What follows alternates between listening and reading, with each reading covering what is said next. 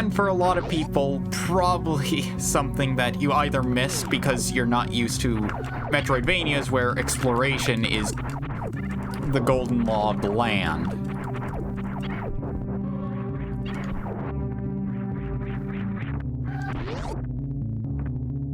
So, really, if you've never played a Metroidvania before, it always pays to explore more than anywhere else. Can't go into there yet, so I'm not going to bother. Here we have a save station. Don't mind if I do. So I had a bit of a save problem with originally recording this.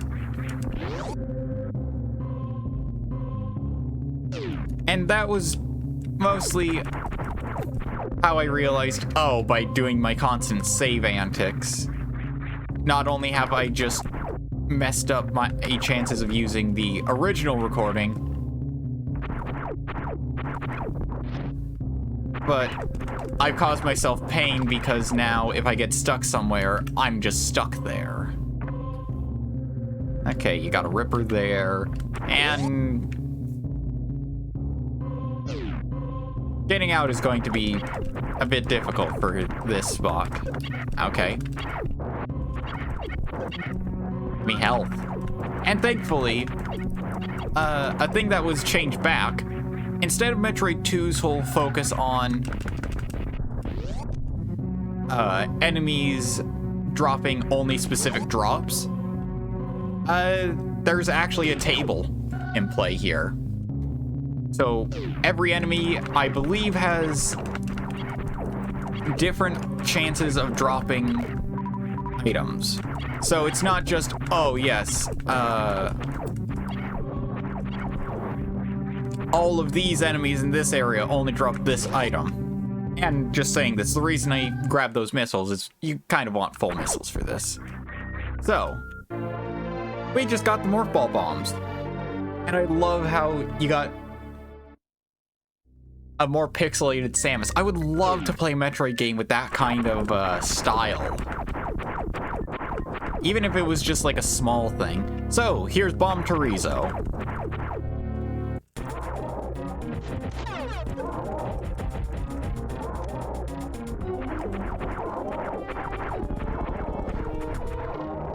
If you want to know how to make this fight easier, use missiles. And I was about to say, and like that, it's dead, but no, much like many chickens, Bomb Chorizo doesn't just die because you blew off its face. So, with that boss done, a lot better than every one of my attempts prior, if I might add. Okay.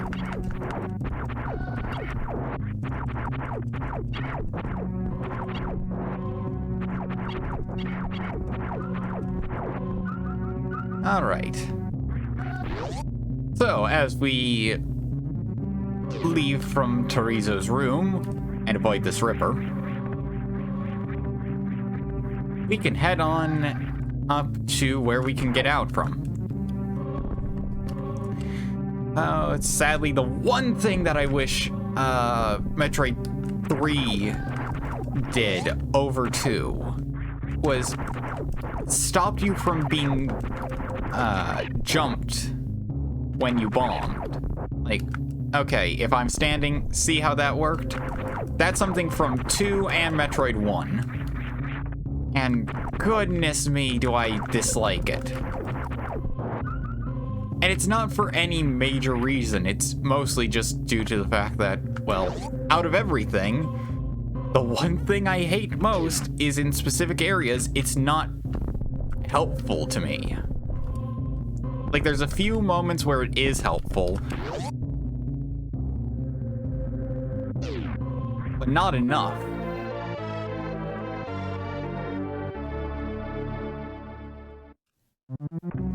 So, we got more missiles. Now, if we go all the way back to the Mother Brain room, we can grab another, missile upgrade.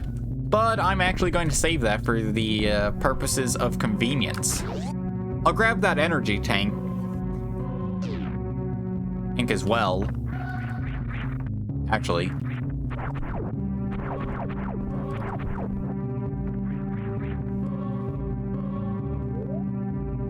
Nope, I love sequence breaking too much. Yeah, technically I'm going to be sequence breaking now.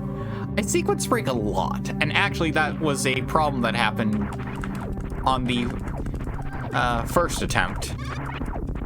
I'm just going to call it as it is. Technically, this is the second proper attempt. First attempt was what you saw on Save Slot 2. So yes, right underneath where we fought Mother Brain in the original game, we have this little room with a missile upgrade in it. How nice!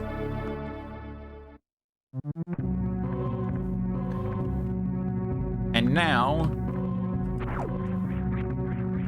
we make a trek that I've made way too many times.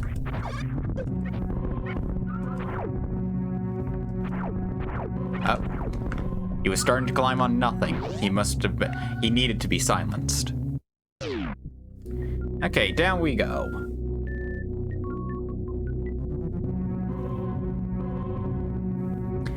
Okay. So now, heading to the right.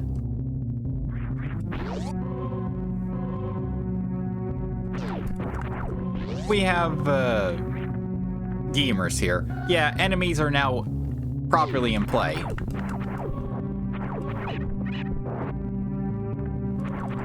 Including... Come on. Oh, you... jerk. Okay, so if you're wondering what I mean by, how we get this with power bombs.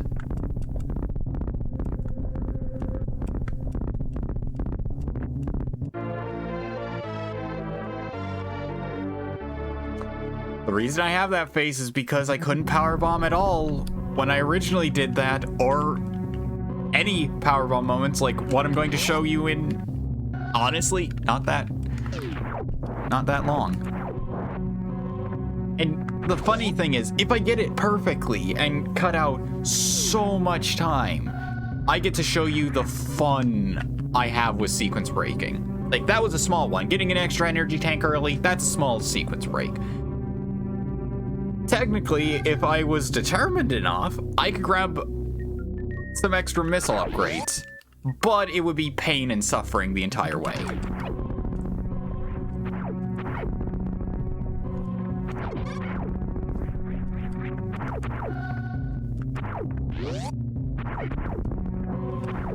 Oh yeah, and some scenery objects are completely not there and just kind of suggestions.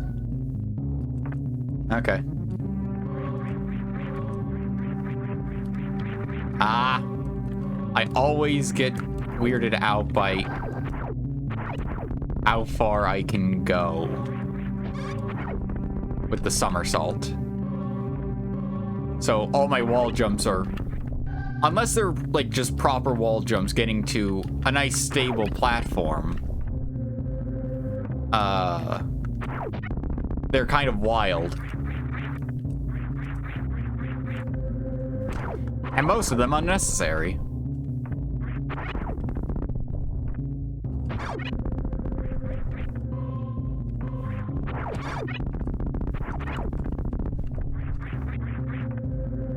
Like right there.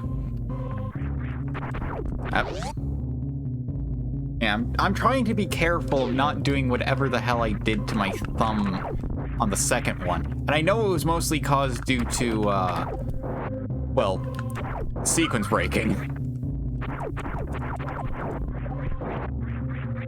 Okay, so yes. Yeah, the only way we can really go right now is to the left. Wait for the Ripper to go by. You can't do anything to Rippers. Not now, at least. Technically, anybody who knows the end of Super Metroid knows how you can take out Rippers.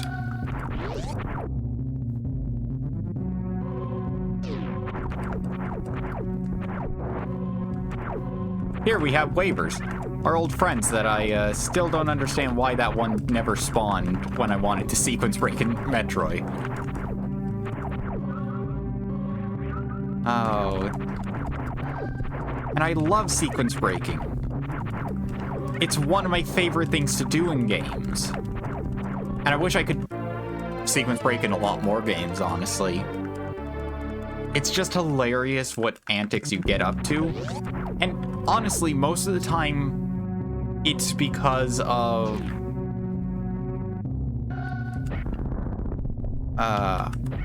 skill that you can sequence break. So, like in Super Metroid, it's all skill with stuff like bomb jumping and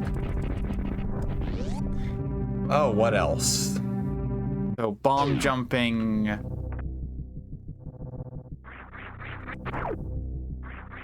wall jumping, and a couple of other things I'll get into when it becomes convenient. Well, here's this.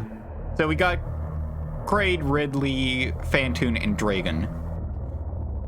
Those are our 4 bosses that gatekeep our way to the end.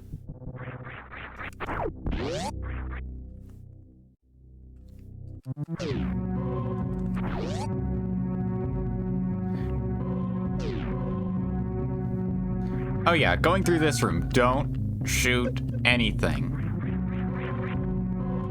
Those gamers are completely immune to everything except power bombs.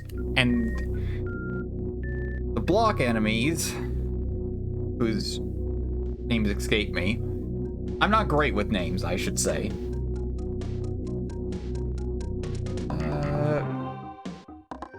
Give me a second. Stuff was weird. So those block enemies are Kago. Yeah, I completely messed up while falling.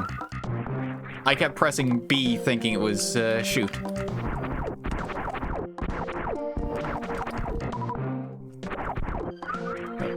So there we had River. Well, here we have a Ripper 2 and an enemy that I remember hating a lot. Being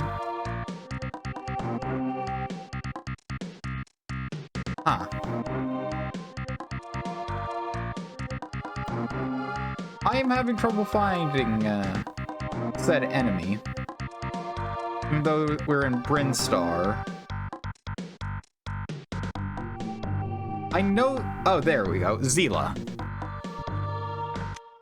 I have to double check because my knowledge is based primarily on. Oh, here we can try and do the mock ball. I'm terrible at doing the mock ball.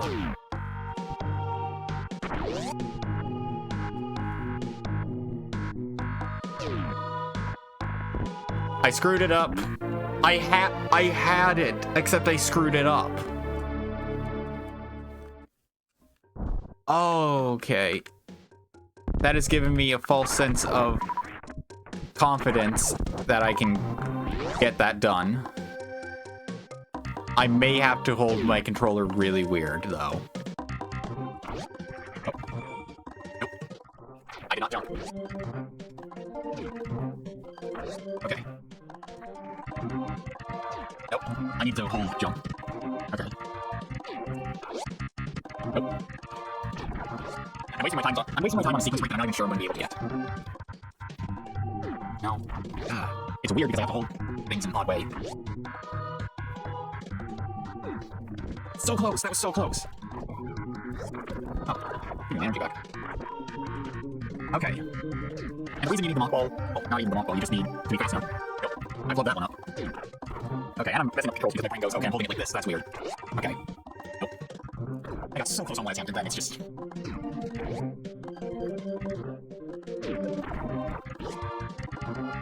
I'm not sure how I should exactly hold the controller.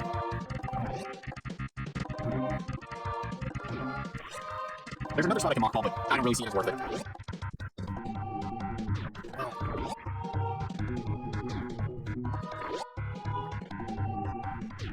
I didn't mock ball fast enough. That was it as well. I'm wondering if I really need to be ready to like, hammer down direction. Nope, I didn't even jump. Okay. Not for this. Nope. I'm trying this just because I want to do something really stupid. No, too soon. Go jump. Okay.